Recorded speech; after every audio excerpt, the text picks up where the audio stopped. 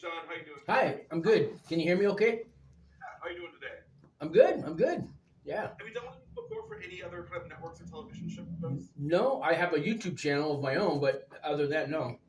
I mean, I've been on some other YouTube channels, like other prison channels. We kind of go on each other's shows and stuff, but nothing like this. Okay. Well, this isn't a formal interview at all. Basically, we're going to be working together to create your casting tape that we're going to send over to the network executives in hopes that they're like, we love this guy, let's get him on the show. So I'm just going to ask you a bunch of questions about yourself, your story, and kind of like what your experience was like, going to a federal prison camp. And what we do is we record this on our end and we edit it down to like 2 or 3 minutes, just kind of introduce who you are and what and your thoughts and everything. Okay. This is all about your energy, personality, and storytelling. So have fun with it. Push Okay. for funny whenever you can. We never want this to feel like sad. So like if there's ever humor in a situation, go for that. There's a lot of humor in going to a prison camp. I'll tell you that. I always. That's what we want to hear, because the show's really, they love the fact that you see all these shows like 60 Days In and all these crazy prison shows, but no one ever talks about prison camps. I say that all the time on my channel. Hollywood won't. They don't. It's either too boring, or if they see us playing tennis, the people get mad. That's where our taxes go, And So we definitely want to talk on that, So on a technical level, just make sure you're looking into the camera lens when you're talking. That way it looks like you're talking to us. The big thing is I get edited out of this. You're the only person on the tape. So when it comes to the questions I'm asking you, they're more like prompting you to talk on certain topics. So you have to lead into everything so we can follow what you're saying. Okay. So if I said, what's your favorite color, you wouldn't want to be like green. Because then they don't know. Gotcha. So kind of lead into it. Like, I've always loved the color green ever since I was a kid. Like, whatever the story is. And if you say something you don't like, back it up, say it again. We'll always get the best sound bites from you. Okay. So we'll be good to go. All right, sure. Before we start, Sean, how old are you? I'm 59 years old. 59. And believe it or not, 59 years old is kind of the average age for people going to a federal prison camp. I thought I'd be the old guy. There's people in there 80 years old, and they still got 7 years to do. So, and you're still in Albuquerque, correct? I am, but I'm from San Francisco, and I got offered a job out here while I was on probation. It's 3 years federal probation is the average time when you get out of a prison camp. So I'm originally from San Francisco. I grew up in North Beach. Okay, I know my parents are kind of from there. I was from the Sunset District and other areas. Okay, so you're familiar. For a little bit, I lived down on 20th and Pacheco. I know it well. Yeah, I was on 45th and Vicente for a while, right by the zoo and the beach. Yeah, no beach out here in Albuquerque. No. Recording in progress. Hold on 1 second. All right. In the beginning, I'm just going to have you introduce yourself, just so we know who you are. It's going to be your name, your age, and where you live. So it's like, hey guys, I'm Sean Cowgill. I'm 59 years old, and I live in Albuquerque, New Mexico. And that's it. We'll stop there. So go ahead, Sean, and introduce yourself. Hi, my name is Sean Cowgill. I am 59 years old, almost 60, and I live in Albuquerque, New Mexico. Perfect. Off record, what year were you arrested? Well, I was indicted, and indicted, maybe I can get into that because indicted is not quite arrested. That was in 2012. Okay, perfect. So what I want to know is, take us back first to life before you were indicted. 2012, what was going on? What did your life look like? How was everything happening? Like, what did your life look like before you got the indictment or the knock on the door, basically? Okay. Yeah, so 2012, give or take.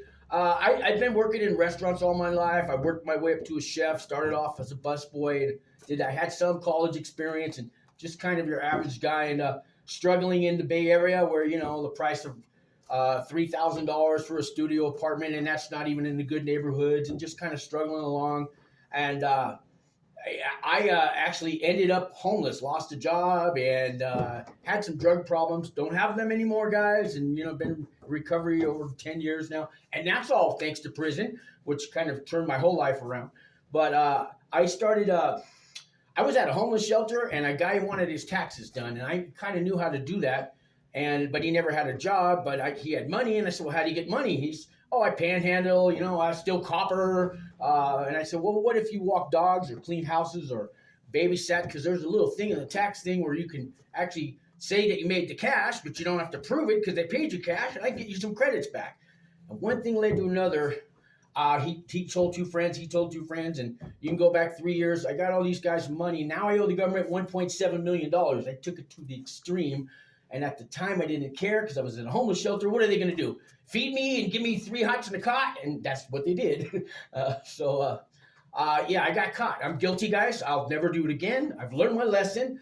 Having said all that, it was they indicted me. And what happens when you get indicted is. Yes, I'm going to stop you. You make sure to watch the eye contact. Try to look into the lens as much as you can. Oh, sure. Talk about them indicting you and what was the indictment for? What did that look like? Go ahead. Okay, for the indictment, so first they were watching me.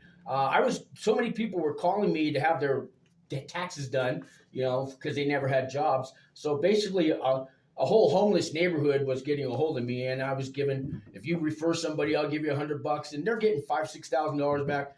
And I'm working with Wells Fargo Bank, and I'm taking 20%, and they're cutting a check for 80% for these people, and they had been watching me. So for about a year, I didn't know it. I had suspicions, and then one day I pretty much get a knock on the door. Well, at first I got a phone call for some other guys that were doing the taxes. Hey, they just raided our house. They're coming to your house next. And I thought I had nothing to hide. I knew it was too easy to make this money, but I didn't think I was going to prison. So when they showed up, 30 black SUVs covered the whole block and searched the house, and they told me, well, we're going to take all this evidence, and we don't know what we're going to do with it, but you might go to prison, you might get probation, we don't know. So I went and got an attorney, and they said, you're not indicted yet. I didn't know what indicted meant. So a year later, I get a call to go to court because I've been indicted. So apparently indicted means there's a grand jury who you never meet, right? A jury of your peers? No, you don't get to meet them. You don't get invited. So a bunch of government judges and grand jury and all these people get together and decide if you're guilty. And all they need is a reasonable doubt. Now, I thought it got to be proven beyond a reasonable doubt. They just need a suspicion, a hearsay, a reasonable doubt, and you are guilty. But then they come back to you and say, we had a little meeting.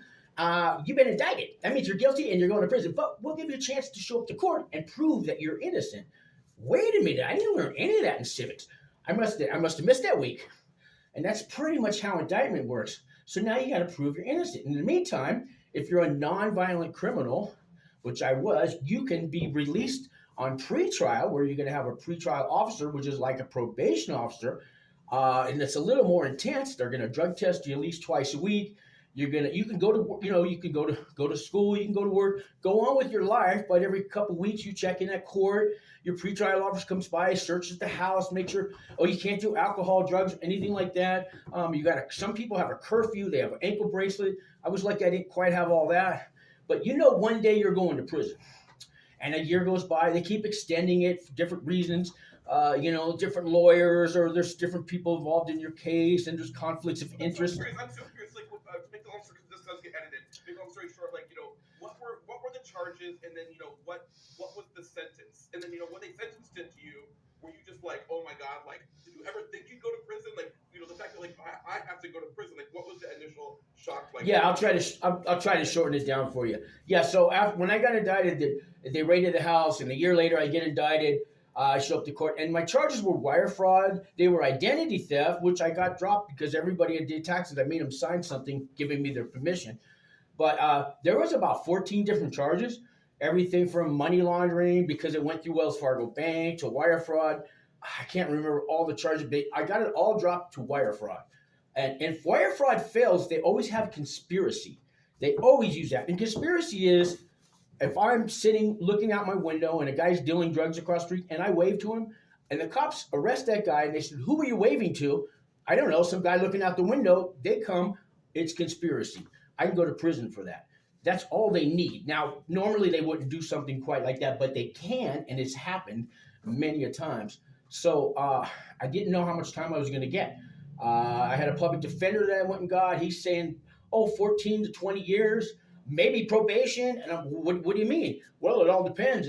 This whole process goes on. For 4 years, I was on pretrial, not knowing if I'm going to prison, if I'm going to get probation. And every month I hear a different story. And as the years go by and you're checking into court every day and you're on pretrial and they're drug testing you and you feel like, you're on probation, but I thought I was innocent until proven guilty. No, you're guilty until proven innocent in the federal courts, not in the states. So finally, I got convicted. It was May I think May 2nd of 2017, and they gave me 52 months. And there's ways I did a lot of things to get that reduced, fed the homeless, and I worked at a drug and alcohol rehab, and I was a cook there, and I exchanged. They gave me room and board. And Alcoholics Anonymous, I was cleaning their bathrooms once a week and doing stuff around. I did all these things to kind of show the judge that I'm changing. Yes, I'm guilty. And along the way, you learn a process of accepting your own responsibility and being accountable for what you did. By the time I got sentenced, yes, I was guilty. I had done nothing wrong. When I first got indicted, I did nothing wrong, right? And the whole process, it's a change. And by the time you get sentenced, no one thinks you're going to prison. And everybody around you, though, you've been out. It's been 4 years. If they were going to send you to prison, they'd do it already. No, it takes a long time in the feds. So where do they sentence you to? I know they sentenced you to Florence. Did you know when you heard you were going to Florence? Did you have any idea or had you done any research into the jail, what that jail experience was going to be like? I did, because of a guy named Walt Pavlo and a guy named RDAP Dan who had YouTube channels. They had already been through all this, and that's why I have the channel now. I follow in their footsteps, but I was able to call them up, and they walked me through, and they told me, you're going to a prison camp, and there's an evaluation they do, on which I do for people for free now. And I can tell you by how many points of custody level you got if you're going to a camp or a penitentiary or somewhere in the middle. And a camp's like going to high school, man. You got some bullies and stuff like that, but we don't have a fence. And out of bounds signs is all you got. It's a psychological prison. Walk away anytime you want. The warden would tell us, I'll call you a taxi if you want to leave. Of course, he's going to call the marshals right after that taxi comes and picks you up. But yeah, I got that, and they walked me through this, these guys. And there was a lot of things like writing character reference letters and all these steps you can convince the judge that maybe you're changing along the way.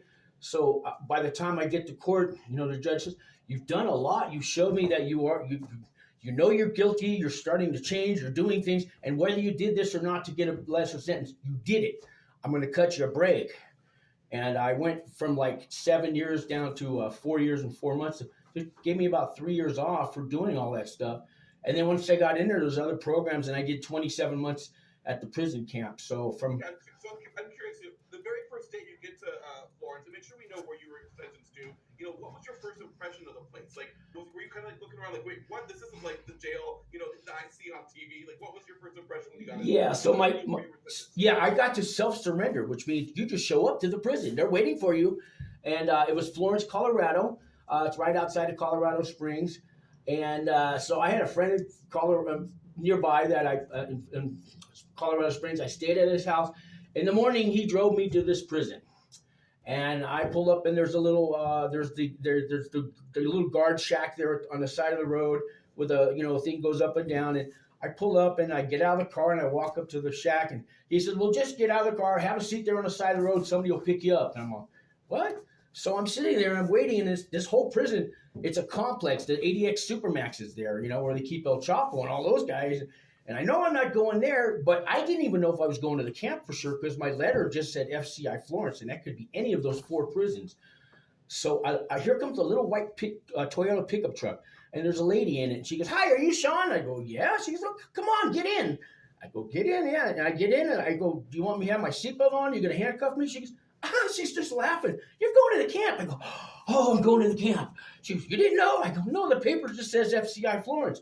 She goes, "Oh, you're going to camp. You're going to be fine. Just come on." She drives me up the road. She goes, "Just get out of the car. Come on, check in." She takes me through this little side door, and it's off. And she goes, "Have a seat. Somebody be with you. We're going to do some paperwork." And, get in there. And a guy comes up to me, and he's a black guy. And I'm thinking, the racial thing. He's really nice to me. And he goes, "Hey, you want a lunch?" And he gives me like, it was like a ham and turkey sandwich. It wasn't even bologna. And he goes, here's a lunch, and you want something to drink? He brings me a hot coffee. He's really nice to me, and he goes, "Here's some paperwork you got to fill out." And then he had to search me, and the guy's really nice. And he goes, "You don't have anything on you, do you? You got to bend over and cough." He goes, I'm going to look away." I'm all, wow. He let me keep my shoes. I'm all, wow. I mean, I didn't even know any of this. And then they walked me down. They give me a little tour, and here's a classroom here. Here's where we've got arts and crafts, and they go, "See that building down there? Just walk and go to talk to your counselor, Mr. Thompson. And here's your bed number. It's 262. And I walk down this long. It's an outside campus. Looks like a high school. And and they gave me these clothes, and I'm in a bag, and I walk up and like everybody knows you're the new guy, and all these people came around and go, "Hey, how you doing? Where are you from?" They didn't care what I was there for, but they want to know how long I got to be there. And I found out later because it's 10 years or less in a camp. If you're only there for 6 months, nobody wants to get to know you because you're going home. Why waste your time? But they're handing me, do you need some shower shoes? You got shampoo? You got toothbrush? You got something? Here's a Snicker bar. I'm like, hey man, I don't want nothing from you guys. No, because I don't want to be their bitch, right? But apparently, that's a welcome thing, and I did it later on when I was there for the new guys, and it's fun to watch the new guys how they don't want to take it either, right? And I get there and everybody's nice, and I'm all, something's wrong here. This is too easy. And I got to do 4 years here. No, this is something. Am I dreaming? It's so surreal, and I slept so good that night. So I never slept so good in my life, like because I've been building this up for years. And I woke up in the morning, and we go to breakfast, and it was decent. It was cereal with a banana and some milk and orange juice, and they even had like a little breakfast bar. And at lunch, there's a salad bar put out. It's kind of some leftovers, but it's soup and it's salad and spread, all you could eat. And I've heard of these rooms, but to see it, and then where do you sit on the first day, right? In that chow hall, right? In a camp, it's not like prison you see in the movies. Yeah, there's white sections and black sections, but they're mixed. And I found out later, you can sit anywhere you want. If it's a black table, they'll invite you over. You don't just sit there because everybody kind of knows each other, but they don't care what table you sit at. There's no games to join. There's some politics. There's TV rooms. You can't have your own TV, so you go to TV rooms.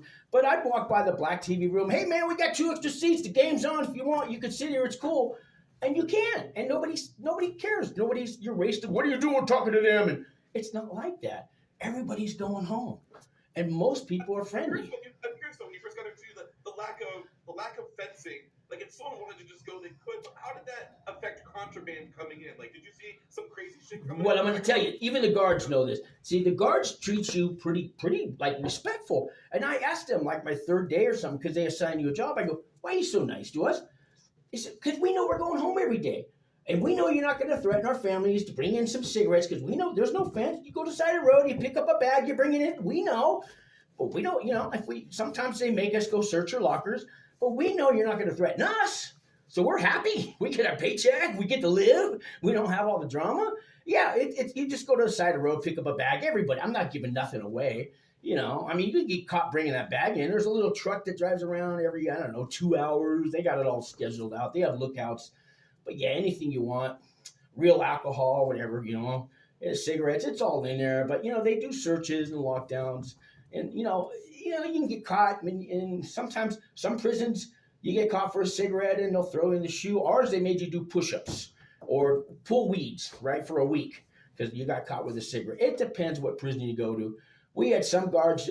I did smoke cigarettes in the bathroom, and they'd walk by. They'd go, I gotcha, ha, ha, ha, and they'd laugh and they keep walking. Other guards, hey, you guys are cleaning this up, and you're doing. I want 50 push-ups now. It just depends on the guard, But it was. So people can bring alcohol in. Can they bring like fast food in? Like sometimes Popeye's chicken. Popeye's chicken was very popular. My first night there was a guy, he had a gambling debt, and he was getting released at 6 o'clock in the morning. But at 3 in the morning, he has his wife drop off a package, a big old bag, and they caught him that night because he didn't even know where to look for. So he's standing on the side of the road looking for his wife for an hour, and that little truck saw him, and that's called bringing contraband in and escape and everything. So he got 2 more years. His wife got a year for that. But they brought the bag in and showed us the next day in the rec room, and there was a box of Popeye's chicken. Apparently, Popeye's chicken's right down the street. So whenever people drop off the bag, they always stop by the Popeyes and bring us that too, But it's great. It's just crazy. You can get anything you want in there. Cell phones are off the hook. If you get caught with a cell phone, though, you're never going back to a camp.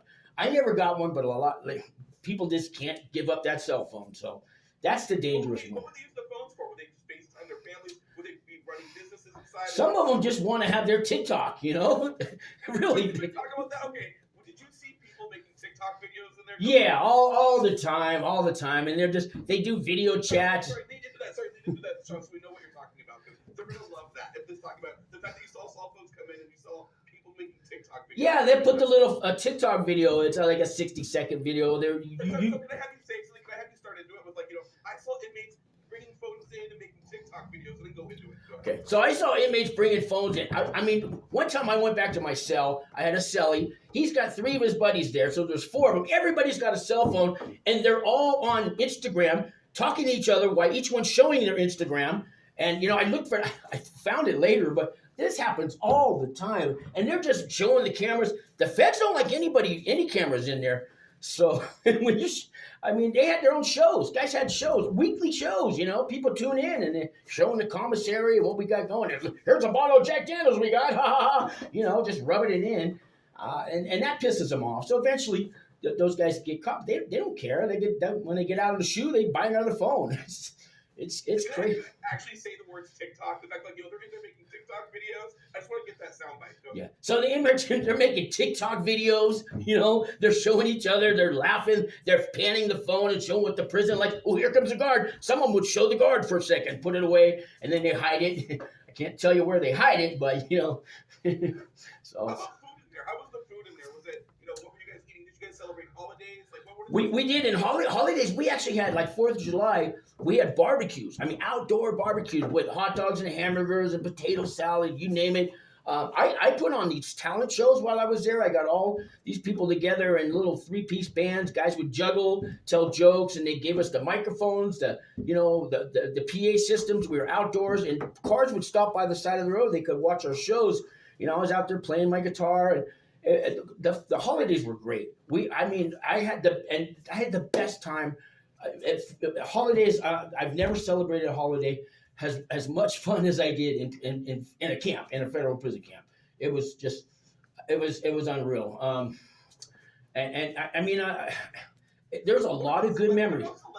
What about celebrities that they famously go to prison camps for like a couple weeks or whatever, and they're like, oh, it was so hard. It's been so hard on my family. It was so rough. Like, you look at those things, and you're like, oh, come on. No. I've been to a prison camp. Talk to us about that a little Yeah, bit. when celebrities come. Wait, the movie. Sorry, Sean, you broke up a little bit. Can you start that one more time? Yeah, so celebrities that go to a prison camp, it's a vacation to them. Okay, they're not missing their families.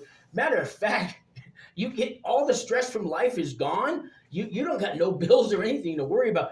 There was a guy, the movie McFarlane, one of the actors from the movie that was portrayed. He was a friend of mine. He was there, and Kevin Costner came to visit him a couple times. And I'm telling you, it's just a vacation for these guys. And they're not getting beat up. They are getting hit up for autographs, and there's some jealousy. But these guys, they're just having trust me, they're having fun. They're having fun in this prison camp. It's probably something they'll make a movie about one day, because a prison camp is so much different than a regular prison. You could drop the soap all day long and you'll be safe, really. Okay. Do you think most people, the everyday person, there's not much information on these places. If you go online, you can find 1,000 photos and videos of prisons and this. When you try to search prison camps, nothing really is there. There's barely any images, barely any photos. Like, do you think the everyday person would be surprised to learn of like what it's really like at some of these camps? They sure would. I was still blown away. Yeah. So the average person does not know anything about a federal prison camp. Some states have their camps, but in a federal prison camp, guys, because I have my YouTube channel, and people call me up they're on indictment, and sooner or later they're going to prison. They want to know what it's like. I tell them it's like going to a high school. There's some bullies. There's no offense. Some teachers are mean and some are nice. But yes, we don't have golf courses. They used to, but we do have tennis courts. We have racquetball. Baseball in a prison camp is the best baseball game I've ever seen in my life. Everybody in the stands are going crazy. They have everything a real baseball team does. They have the first base coach, the second base coach. They have the scoreboards. It's the best time I've ever had. If you could ever sit in a federal prison camp and watch a baseball game, I swear to God, it would be the most exciting baseball game you've ever seen and the safest game that you've ever seen. It's so much fun. Yeah, we have a lot of fun, but there's a lot of work, because when you're in a federal prison camp, you're the slave labor for the other prisons around you, and you work, 8 hours a day, and you work hard, and you can't miss a day, because they'll drag you out of your bed and throw you in the hole if you don't show up for work. So yeah, we do work, But when we're off work and when we have a weekend free in a federal prison camp, we have a weekend free. We have a lot of fun. So there's a lot of fun and there's a lot of bad times. And as long as you can get over yourself, that you're not, they told us you're not there to be punished. This is your punishment. We're not here to punish you. Being here in the camp is your punishment because you're away from your family. Yes, you're away from, your life, your house, your luxuries. A luxury in a federal prison camp is having 20 pair of sneakers. Those are the rich guys. And they have a guy that cleans their cell and a guy that does their laundry and folds it and brings it. Those are the rich guys, okay? But there's no carpets and TVs and like you see in the movies and with the mob guys. No, that doesn't exist. The best. So Chris, I kind of want to end it with the fact that, you think maybe that the reason that there's not much information on these prisons is because they don't really want people to know what these prisons are really like inside, and kind of and people just have no idea, something along those lines. Yeah, so my reasoning that Hollywood or you don't see much about a federal prison camp, there's a couple of reasons. Taxpayers don't want to see how well we have it, and also it's boring. It's just like watching people in high school. It's going to get old after a while. There was the Orange is New Black, and that wasn't even a camp. That was a low because they had a fence. We don't have a fence. You can walk away anytime you want to walk away from that camp. Go ahead. They'll catch you. They always do. But some guys work their way down from a higher prison. They get to the federal prison camp and they walk away, even though they know they're going to get 2 more years added. And it's called a walk. It's called a walk away. It's not even called an escape. So some guys, they've done 20 years. What's 2 more years? I get to go run away free for a week or two till they catch me. That happens. But, the politics just aren't, it's not dangerous there. Yes, I saw a couple people killed in the prison camp. They owed $10,000 for gambling. So, yeah, they didn't pay. That can happen. Yes, it's very rare, though. People are nice to you in prison, even the guards. I couldn't believe it, It's just, how would this is not Hollywood wants they want the hype, and we didn't have the hype, guys. We had it good, and some people will tell you it was horrible that went to a federal prison camp, but most people will tell you what I just told you. It's a piece of cake. It's a walk in the park, but it is still prison. They remind you, and they'll do shakedowns and lockdowns and keep you all locked. Go to your room, but you still get to keep your radio and read your books and stuff like that. It's kind of go to your room is the punishment. We had little cubicles, so, but yes, I could do it again. I don't want to do it again, but if I had to, I wouldn't be scared this time at all. I wouldn't look forward to it, mind you, because it is, it's good, but it's prison, but it's nothing like you see on TV. Nothing at all like that. Perfect. I'm gonna end it with that. Recording stopped. That's it. That's all we need. So you gave me amazing sound bites. Okay. I know we're gonna love it. So I'm gonna send the software editor immediately, and then we'll get it off to the network. They should have word back. I would say they can get back to us in about 3 weeks. Okay. Kind of how long it takes. But at this point, do you have any kind of questions about the casting process or the show in general? Yeah. So I'm not sure if you're doing a documentary or a series or just somebody's story and storytelling every week, a different one. Or have you guys even decided that? At the network, that's the network's decision. And originally, they were trying to do a series, but I did hear that they were thinking maybe like a short docu-series, maybe a couple episodes, but not a whole series. But they really want it to be kind of just like the life, the life of prison camp. But they're going to follow some people who are already going through the courts, about to turn themselves into the camps. That's the hardest part, by the way. That pretrial is the hardest part. They want people that can help, like you, who've been through this situation, that could be there as a mentor and help these people with that transition. I do that all the time with my channel. I get at least 2 people, 3 people a day that call me. They're going through it. I walk them through it. And then some of them have went to prison and they've come out, with their 1.5 year sentence, and I've had them back on my show and they told me what it was like. I got lots of episodes like that. And yeah, and I work for Wings for Life. We're helping people coming out of prison with housing and jobs, and the families that get stuck while somebody goes to prison, we help the families out. And so because of that YouTube channel, I got offered this job in Albuquerque to leave San Francisco and come here. My whole life is prison, so. We actually had a write-up about you. I was looking it over. That goes actually with this tape for the network, so they're going to know all that as well. So okay. They really get that. But at this point, we send stuff to them, and we wait for them to say yes or no, and I can't imagine they'd say no. And then we let you know, and at that point, if it's a yes, we hand you over to production, and they'll deal with everything on that end. Okay. Do you know any time window frame that you guys have? I think they're looking to film next spring is what they're looking, like Okay. early spring. And So they'll handle that with you, and that with pay as well, contract, scheduling, all that stuff. They deal with all that. yeah, I'm not really. I mean, money. I'll take some money, but I'm not. You know, how much do I get paid? I'm not really. Always take money. Always take it. And you have a good story, so always negotiate it too. Okay. Don't be afraid to say. Yeah. Don't be afraid to say a lot more. Yeah, So, but I'm not.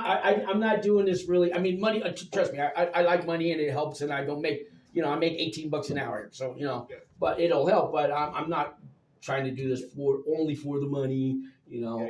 I thought it was a scam when I first got the message because they I reached. heard that you had FaceTime or associate that and you thought it might be a scam. I guess. Yeah, I said so. I'm gonna hit the little video button. If you don't answer, then I know you're a scammer because they're out there doing that. No, that's how we had to find people. I don't know how you were found exactly, but we came across a bunch of Facebook groups of people who had gone to prison camps. They kind of talked to each other. We had spoken with some prison consultants to try to connect people. So we've had different avenues of trying to find You people. probably talked to RDAP Dan. He's my mentor, kind of. I followed in his footprints. Okay. Yeah. Because there's not a lot of people doing the consulting thing. A lot of them don't like me because I do it for free. They're all, hey, I could have got $10,000 if he called me, you know. Well, maybe you ought to go back to prison. I don't think you learned your lesson. No, just kidding. Thank you, Sean, so much for your time today. It was a pleasure meeting you and talking to you. And Great story. and how does is there anybody I can get a hold of, or I just kind of wait? Yeah, do you have the contact? Do you have have you received the contact emails and like setting this all up? I think Olive's who you're. Yeah, her. I can go through her. So if you have any questions or anything, feel free to reach out to her. She can answer anything for you until we hear back from the network. Other than that, we'll contact you the second we hear something. Any idea on how long it was going to be? A month till I hear from somebody? 2 I would months? say 3 weeks. I would say 3 weeks. Oh, You nice. can always check in too if we've heard like a little thing here and there, but I'd say about 3 weeks. That's usually That sounds great. That sounds great. Well, hey, thank you for your time very much. Thank you. You know. Thank you for your time. It was great. I did want to say I did learn my lesson in prison, and I mean, I know. I'm straight kid, but it looks like you were able to make a positive thing out of the experience, and it also helped shape you in what you're doing currently and who you are today. So there was positives that came out of it. So okay. All right. Perfect. Thanks, Sean, so much for talking to us. All right. You bet. Okay. Bye.